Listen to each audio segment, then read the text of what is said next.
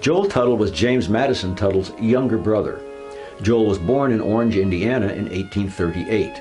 He attended college at the University of Miami, Ohio, and after graduation moved to Keosauqua in 1857 to study law. He studied with Judge George G. Wright, who at that time was the Chief Justice of the Iowa Supreme Court. After passing the bar exam in 1859, he moved to Council Bluffs to begin a law practice. Joel was not married and had no children. When the Civil War broke out in early 1861, Joel did not immediately enlist.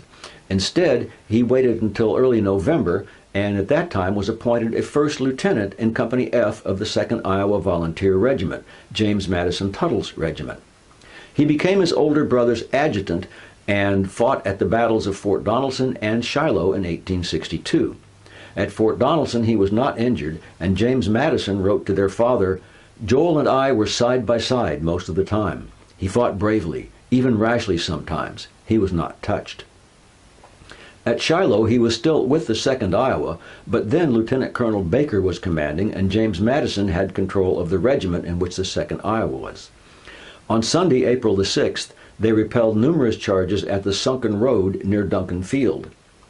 According to Colonel Baker's report, he said, "I am particularly indebted to Adjutant Tuttle for the fearless and energetic manner in which he discharged his duties.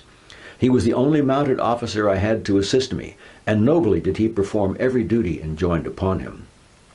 Joel's horse was wounded later in the day, and he had to continue the rest of that day on foot. On the second day, they joined with Generals Buell and Grant and the counterattack that drove the Confederates from the field.